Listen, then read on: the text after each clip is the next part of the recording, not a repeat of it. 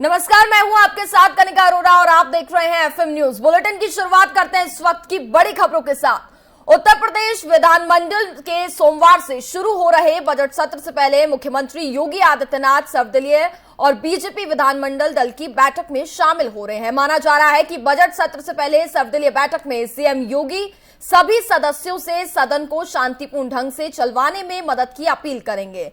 Budget सत्र से पहले ये औपचारिक बैठक मानी जा रही है। विधानमंडल के बजट सत्र को लेकर के होने वाली इस बैठक में सभी दल के नेता मौजूद हैं। विधान भवन के संख्या 15 हो रही इस सर्वदलीय बैठक में मुख्यमंत्री योगी आदित्यनाथ के साथ ही विधानसभा अध्यक्ष सतीश महाना, विधान परिषद के सभापति कुंवर मानवेंद्र सिंह, संसदीय कार्य मंत्री सुरेश कुमार खन्ना के साथ ही नेता प्रतिपक्ष समाजवादी पार्टी विधायक दल के नेता पूर्व मुख्यमंत्री अखिलेश यादव भी मौजूद हैं। ये सर्वदलीय बैठक हो रही है। बताया जा रहा है चूंकि बजट सत्र की शुरुआत होने जा रही है, इसको लेकर के बजट सत्र शांतिपूर्ण से हो सके, इसको लेकर के ये बैठक काफी ज्यादा महत्वपूर्ण भी मानी जा रही है।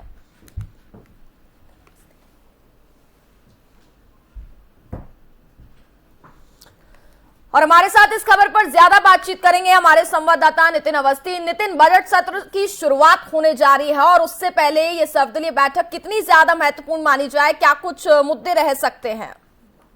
बिल्कुल, आपको बताना चाहूंगा कनका जी की सर्वदलीय बैठक जो सीएम योगी आदित्यनाथ करेंगे इसकी अध्यक्षता और 12:30 बजे बैठक शुरू हो चुकी है। आपको बताना चाहूंगा विधानसभा में सर्वदलीय बैठक की अध्यक्षता की बजट सत्र से पहले सीएम योगी ने सर्वदलीय बैठक बुलाई है। विधानसभा अध्यक्ष सतीश महाना रहेंगे मौजूद। इसके अलावा नेता प्रतिपक्ष अखिलेश यादव भी जाएंगे अभी थोड़ी देर में, क्योंकि अभी अखिलेश यादव अपने कार्यालय में बैठक कर रहे हैं सभी विधायकों के साथ। यहाँ से वो निकलने के बाद सीधे विधानसभा के लिए रुख करेंगे। उसके अलावा बसपा से उमाशंकर सिंह बैठक में शामिल होंगे, कांग्रेस से आराधना मिश्रा भी बैठक में रहेंगी, जनसत्ता दल के रघुराज प्रताप सिंह भी शामिल होंगे, भाजपा से ओपी राजभर भी मौजूद रहेंगे। और आपको बताना चाहूंगा कि राज्यपाल के अभिभाषण के सत्र से शुरुआत होगी। उसके बाद आपको बताना चाहूंगा कि लगातार जो चीजें जो समझ में नहीं आ रही थी सभी विधायकों को, वो कहीं ना कहीं चर्चा की जाएगी, क्योंकि इस बार नए तरीके से सत्र शुरू होगा, टैबलेट लगे हुए हैं। तो जो जानकारी उनको चाहिए वह मुख्यमंत्री व सतीश महाना जो विधानसभा अध्यक्ष उनसे ले सकते हैं, इसलिए बैठक बुलाई गई है।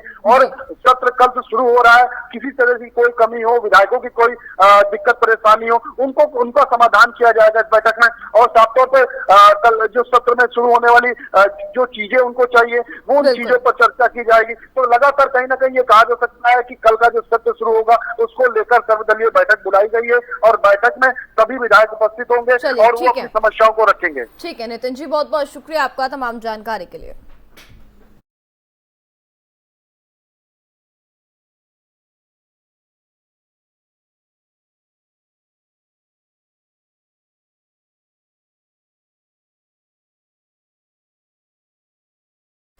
समाजवादी पार्टी के अध्यक्ष आज सपा कार्यालय में विधायक दल के साथ बैठक करेंगे। इस बैठक में कल से शुरू होने वाले विधानसभा सत्र में सरकार को घेरने की रणनीति बनाई जाएगी। दरअसल सपा योगी सरकार को सदन में घेरने की कोशिश करना चाहती है। अखिलेश यादव का प्रयास है कि वह यह साबित कर सके कि सरकार जनता के मुद्दों को नहीं उठा रही है, केवल धार्मिक मुद्दे उठाकर पोलराइजेशन कर रही है। इसको लेकर के अखिलेश आज अपने पूरे विधायक दल की बैठक करेंगे। हालांकि इस बैठक में समाजवादी पार्टी के सभी विधायक और एमएलसी को शामिल होने के लिए कहा गया है, लेकिन लखनऊ में होने के बावजूद भी शिवपाल यादव इस बैठक में शामिल नहीं होंगे। वहीं आजम खान भी बैठक से दूरी बनाए रखने का ऐलान कर चुके हैं।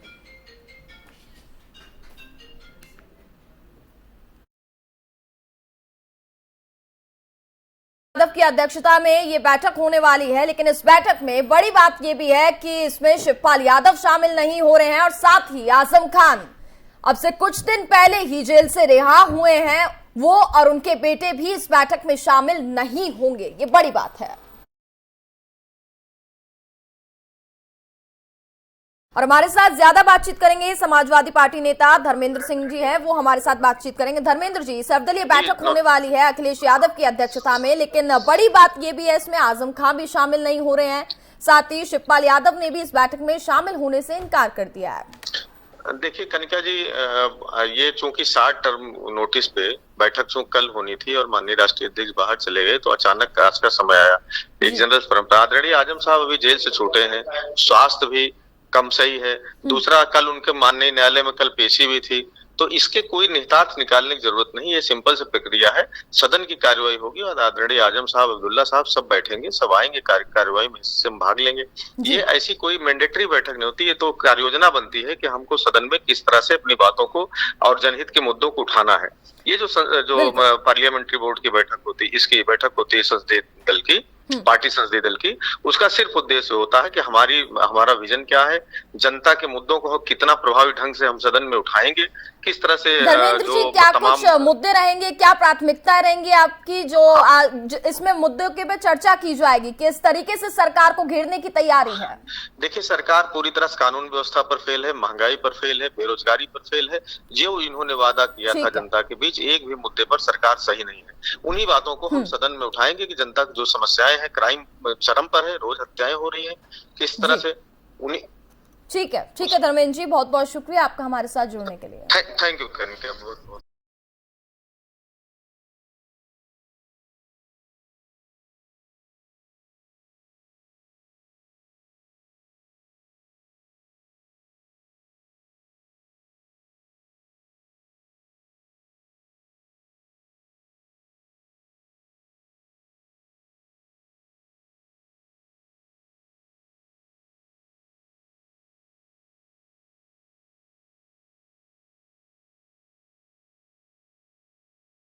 खबरों में आगे बढ़ते हैं। बड़ी खबर आप तक पहुंचा दें। प्रधानमंत्री नरेंद्र मोदी ने जापान जाने से पहले एक ट्वीट किया है, उन्होंने बयान दिया है। उन्होंने कहा है कि क्वाड समिट में कई नेताओं से आज प्रधानमंत्री नरेंद्र मोदी मुलाकात करने वाले हैं।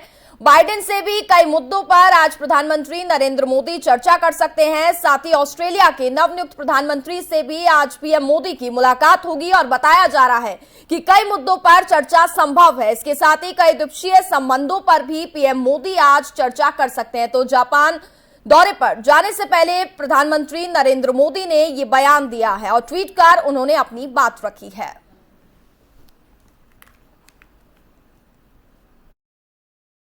नरेंद्र मोदी का ट्वीट ये अपनी टीवी स्क्रीन पर देख रहे हैं, जहां ट्वीट कर उन्होंने अपनी बात रखी है और कहा है कि आज बाइडेन से भी कई मुद्दों पर प्रधानमंत्री नरेंद्र मोदी बातचीत करेंगे। इसके साथ ही ऑस्ट्रेलिया के नवनियुक्त प्रधानमंत्री से भी पीएम मोदी की आज मुलाकात है और कई मुद्दों पर चर्चा संभव भी जताई जा रही है।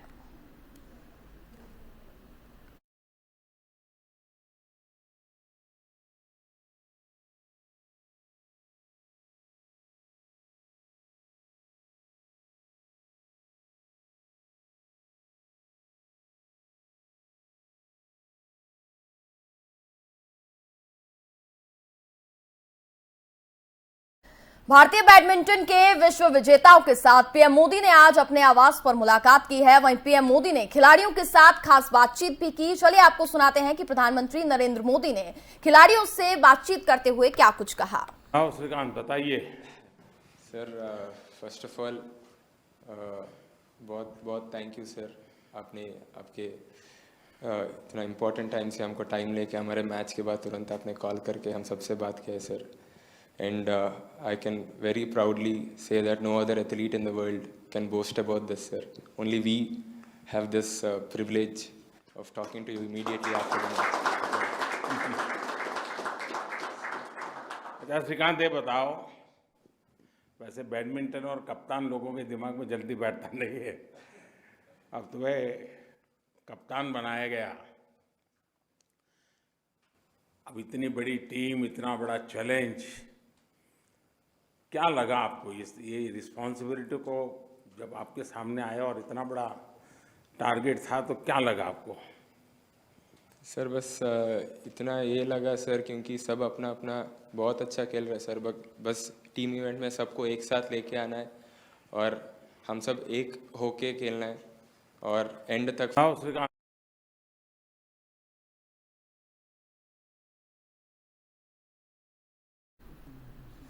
वहीं खबरों में आगे बढ़ते हैं तो आपको बता दें कि गृह मंत्रालय की तरफ से जारी आदेश के अनुसार नए सदन का चुनाव होने तक विशेष अधिकारी ही निगम के मामलों को संभालने वाला शीर्ष अधिकारी माना जाएगा।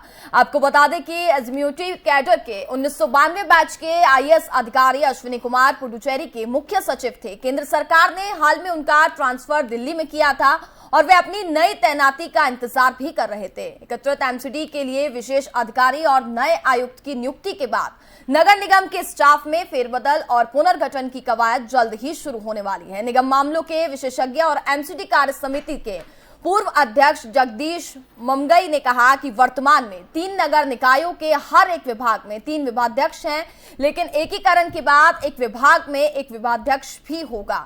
आपको बता दें कि 3 नगर निकायों को एकजुट करने के लिए 30 मार्च को एक विधेयक लोकसभा और 5 अप्रैल को राज्यसभा ने अनुमोदित किया गया है।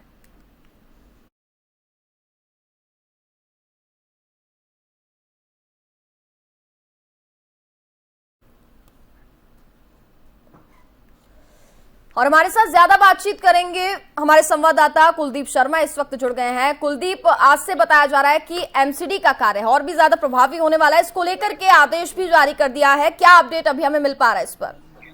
बिल्कुल, देखिए एमसीडी की व्यवस्था जो है वो आज से पूरी तरीके से बदलने वाली है। जो दिल्ली में तीनों एमसीडी थी, उन एमसीडी का आज से एक दूसरे में विलय हो जाएगा, क्योंकि इससे जुड़ा हुआ जो एक बिल था वो लोकसभा में केंद्र सरकार की तरफ से पेश किया गया था, जिसमें तीनों एमसीडी को विलय करने की मंजूरी दी गई थी। और आज से ये नई व्यवस्था जो है वो दिल्ली में लागू हो रही है, क्योंकि दिल्ली में तीनों एमसीडी का कार्यकाल आज खत्म हो रहा है। आज 22 मई है और 22 मई को जो पूर्वी दिल्ली नगर निगम है उसका कार्यकाल पूरा हो रहा है। इससे पहले दक्षिण दिल्ली नगर निगम का कार्यकाल पूरा हो चुका है और उत्तरी दिल्ली नगर निगम का कार्यकाल पूरा हो चुका है। तो ऐसे में तीनों एमसीडी का आज कार्यकाल पूरा होने के बाद जो एमसीडी थी वो भंग हो चुकी है, क्योंकि तकनीकी तौर से देखें तो अगर किसी भी सिविक एजेंसी का कार्यकाल पूरा हो जाता है और अगर चुनाव नहीं होते हैं तो वो अपने आप भंग हो जाती है। और ऐसे में अब चूंकि एमसीडी भंग हो चुकी है, तीनों एमसीडी का विलय होकर दिल्ली में 3 की जगह 1 एमसीडी हो चुकी है। तो ऐसे में दिल्ली में जब तक चुनाव नहीं होते हैं तब तक एमसीडी के कामकाज के लिए केंद्र सरकार की तरफ से एक स्पेशल ऑफिसर जो है वो नियुक्त किया गया है। आईएएस अश्वनी कुमार को जो है वो एमसीडी का स्पेशल ऑफिसर बनाया गया है और उन्होंने आज ही से अपना चार्ज भी संभाल लिया है। साथ में जो एमसीडी के कमिश्नर है ज्ञानेश भारती, वो अभी तक उत्तरी दिल्ली नगर निगम का कामकाज देख रहे थे, कमिश्नर के तौर पर वो वहां पर तैनात थे। लेकिन अब एकीकृत एमसीडी का कमिश्नर जो है वो ज्ञानेश भारती को बना दिया गया है। तो इस तरीके से दिल्ली में जब तक एमसीडी के अगले चुनाव नहीं होते हैं तब तक यही दोनों बड़े अधिकारी जो है वो एमसीडी का सारा कामकाज देखेंगे।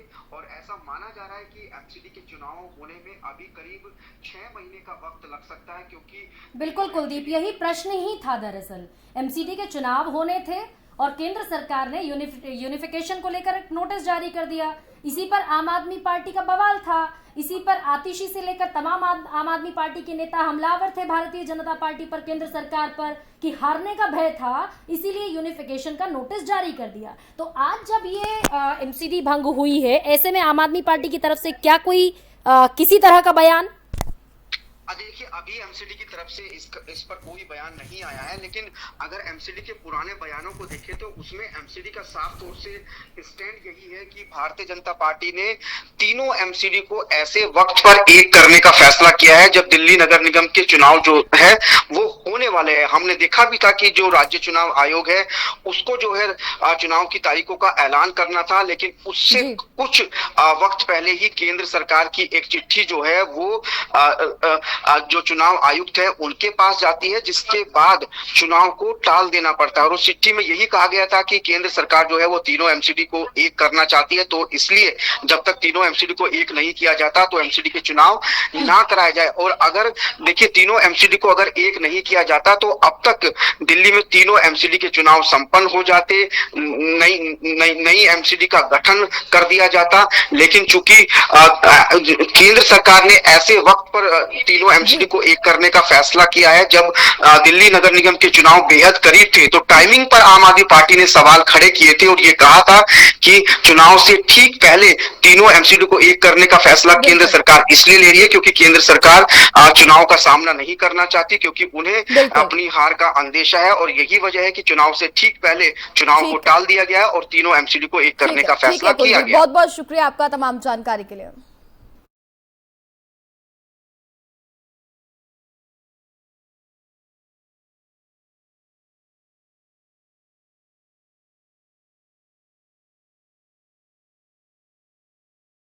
केंद्र सरकार ने पेट्रोल पर 8 रुपए तो वहीं डीजल पर 6 रुपए टैक्स घटाया है, जिसके बाद पेट्रोल में 9.50 रुपए और डीजल पर 7 रुपए सस्ता हो गया है। केंद्र सरकार के द्वारा पेट्रोल और डीजल पर एक्साइज ड्यूटी कम करने के ऐलान के बाद केरल सरकार ने भी राज्य भर में पेट्रोल में 2.41 रुपए और डीजल में 1.36 रुपए की कटौती की है। केरल में फिलहाल 1 लीटर पेट्रोल की कीमत है 117 रुपए कुछ बताई जा रही है, वहीं डीजल की कीमत 103 तक पहुंच गई है।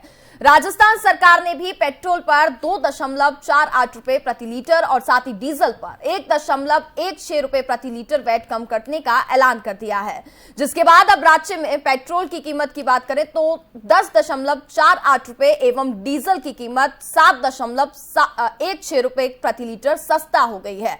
राजस्थान की राजधानी जयपुर में पेट्रोल 108 रुपए प्रति लीटर और डीजल 109 रुपए प्रति लीटर मिल रहा है। वहीं दिल्ली की बात करें तो पेट्रोल के दाम अब 96.72 रुपए तो वहीं डीजल के दाम 89.62 रुपए प्रति लीटर पहुंच गए हैं। इसके साथ ही मुंबई की भी अगर हम बात कर लें तो पेट्रोल के दाम 111.35 रुपए तो वहीं डीजल के दाम 97.28 रुपए प्रति लीटर बने हुए हैं।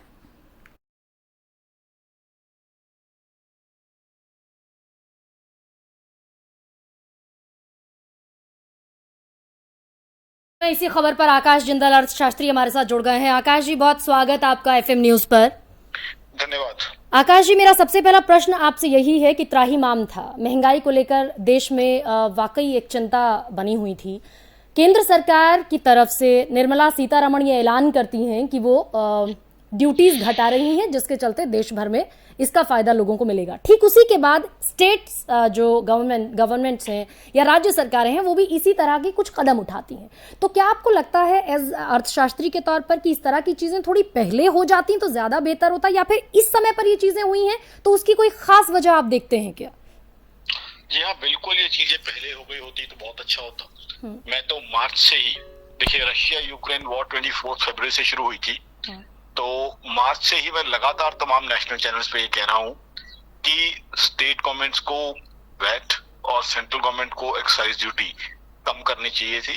उस समय कम कर दी गई होती और अच्छा होता, बिकॉज ये जो मार्च अप्रैल अब मई के भी कई दिन गुजर चुके हैं, ये वक्त है आम आदमी के लिए बहुत पेनफुल है।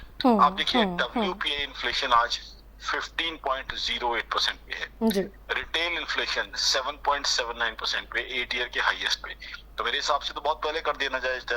अब क्यों किया गया, ये जवाब तो सरकारें दे सकती हैं, बट हो सकता है कि रिटेल इन्फ्लेशन और WPI इन्फ्लेशन का जब डेटा आया उसके बाद सरकारों को लगा कि ऐसा करना चाहिए, और स्टेट गवर्नमेंट्स में कुछ ने किया है। बाकी को मैं रिकमेंड करूंगा कि बाकी को भी जो है वैट कम करना चाहिए। और दूसरी बड़ी बात जी, अभी शॉर्ट टर्म में एक्साइज सेंटर ने कम कर दिया, स्टेट्स ने वैट कम कर दिया, बट लॉन्ग टर्म के लिए इसे जीएसटी में लाना चाहिए। क्योंकि जीएसटी में जो हाईएस्ट स्लैब है मात्र 28% है। अगर ये जीएसटी में आ जाता है तो उससे आम आदमी को बहुत रिलीफ मिलेगा, राहत मिलेगी, और टैक्स का स्ट्रक्चर भी काफी हद तक जो है जी फिक्स्ड रहेगा, आम आदमी को यूनिफॉर्म हो जाएगा। जी आकाश जी, एक और प्रश्न मेरा ये है कि जब हम इंटरनेशनल मार्केट में क्रूड ऑयल की बात करते हैं, उसके प्राइसिंग की बात करते हैं, रॉ मटेरियल की बात करते हैं, तो बहुत ज्यादा प्राइस हाइक नहीं हुआ है। हम जिक्र करें UPA 1 का, UPA 2 का, मनमोहन सिंह जिस समय प्रधानमंत्री हुआ करते थे उस समय से इंटरनेशनल मार्केट में क्रूड ऑयल का दाम उस हिसाब से या उस रफ्तार से नहीं बढ़ा है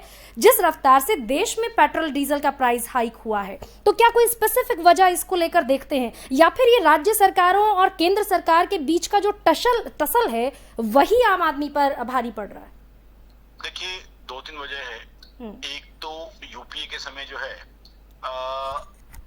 उस समय ऑयल बॉन्ड इशू किए गए ऑयल मार्केटिंग कंपनीज को, तो उसकी वजह से ये मार्केट लिंकिंग पूरी तरह से थी नहीं। पेट्रोल उस टाइम मार्केट लिंक कर दिया गया था, डीजल तो बीजेपी के समय में जो है मार्केट लिंक किया गया जी। दूसरी बात, इसमें 2 चीजें आ जाती है, एक तो इंटरनेशनल मार्केट में क्रूड ऑयल, दूसरा जो परचेज किया जाता है वो डॉलर्स में परचेज किया जाता है। उस समय डॉलर का रेट भी इतना हाई नहीं था, तो दोनों रेट देखे जाते हैं। ठीक है। तो और तीसरा है टैक्सेस। टैक्सेस जो है, जो सेंट्रल गवर्नमेंट का एक्साइज टैक्स है, पिछले कई सालों में लगातार बढ़ाया गया है।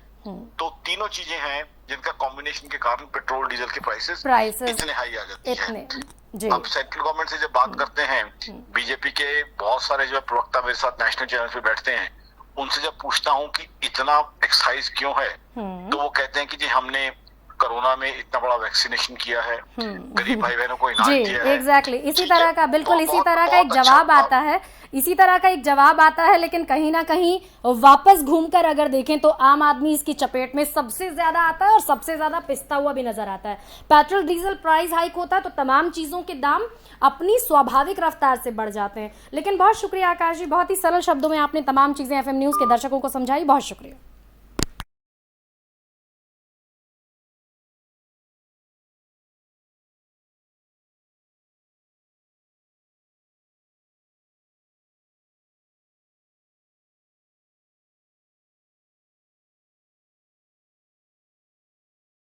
खबरों में आगे बढ़ते हैं। सिद्धार्थनगर के नौगढ़-बासी रोड पर कटिया गांव के पास देर रात भीषण एक्सीडेंट हो गया है, जहां तेज रफ्तार बोलेरो ने सड़क के किनारे खड़े एक ट्रेलर में पीछे से जाकर के टक्कर मार दी और वहीं हादसे के वक्त बोलेरो में करीब 11 लोग मौजूद थे। हादसे के चलते 8 लोगों की मौके पर ही मौत हो गई और साथ ही लोग काफी ज्यादा गंभीर रूप से घायल भी हो गए हैं। बोलेरो इतनी स्पीड में थी कि टक्कर लगने से बोलेरो के परखच्चे तक उड़ गए। तस्वीरें भी आप अपनी टीवी स्क्रीन पर देख रहे हैं और इस हादसे में कई लोगों की जान चली गई तो कई लोग इस हादसे में गंभीर रूप से घायल भी बताए जा रहे हैं। देर रात 1:30 बजे करीब यह हादसा हुआ है। शौरतगढ़ थाना क्षेत्र के महिला गांव से शनिवार को वासी कोतवाली क्षेत्र के गांव ये बारात जा रही थी गाड़ी, जहां देर रात लगभग 1 से 1:30 बजे के बीच बाराती घर लौट रहे थे और तेज रफ्तार के चलते बोलेरो की सड़क किनारे खड़ी होकर ट्रेलर से टक्कर हो गई। इस दौरान बताया जा रहा है कि 11 लोग मौजूद थे और घटना की सूचना पर पुलिस और ग्रामीणों ने किसी तरीके से सभी को बाहर निकाला और जिला अस्पताल में भर्ती करा दिया है।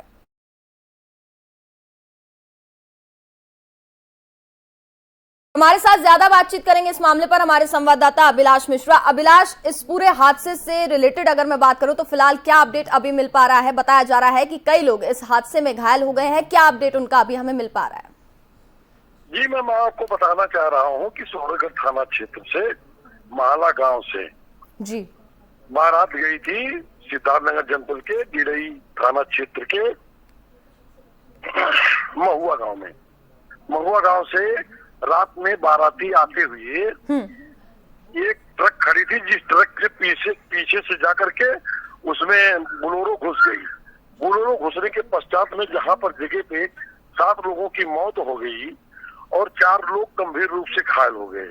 वो भी 4 लोग जिंदगी और मौत के बीच में लड़ाई लड़ रहे हैं।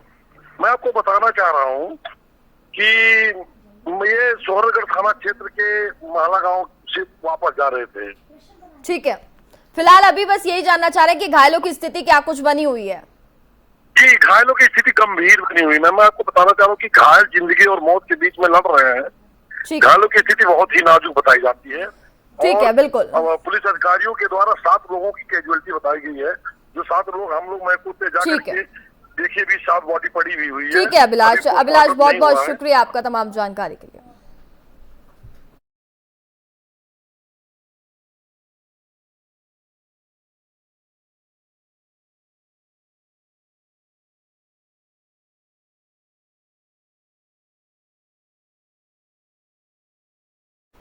दिल्ली के पौष इलाके वसंत विहार से एक बड़ी खबर सामने आई है, जहां एक ही परिवार के 3 सदस्यों ने शनिवार रात खुदकुशी कर ली है। जानकारी के अनुसार एक युवती अपनी 2 बेटियों के साथ खुदकुशी कर ली। मां और 2 बेटियों ने फ्लैट को चारों तरफ से बंद कर दिया था और सुलगती अंगीठी में कोई रासायनिक पदार्थ डाल करके छोड़ दिया गया, जिसके चलते उनकी दम घुटने से मौत हो गई। निगम पार्षद और पड़ोसी मनीष अग्रवाल ने बताया कि 1 साल पहले परिवार के मुखिया की कोरोना से मौत हो गई थी।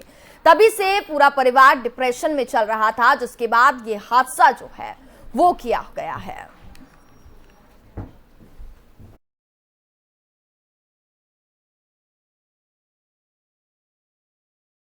हमारे साथ ज्यादा बातचीत करेंगे हमारे संवाददाता अजीत, क्या कुछ अपडेट इस पूरे मामले पर मिल पा रहा है? बताया जा रहा है कि एक ही परिवार के 3 लोगों ने आत्महत्या कर ली, जिसमें मां और 2 बेटियों ने। क्या कारण बताया जा रहा है? जी बिल्कुल कनिका, बता देना चाहूंगा, ये जो पूरा मामला है सुसाइड का मामला है और ये शनिवार देर रात का मामला है, जब दिल्ली पुलिस को एक कॉल मिली थी लगभग 8:55 पर। जी, 3 लोगों का शव पड़ा हुआ था।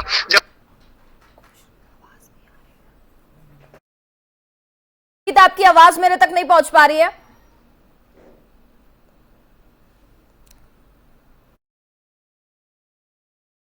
से संपर्क नहीं हो पा रहा है, लेकिन दिल्ली के पौष इलाके से घटना बताई जा रही है जहां एक ही परिवार के 3 लोगों ने सुसाइड कर लिया, जिसमें मां और 2 बेटियों ने सुसाइड किया।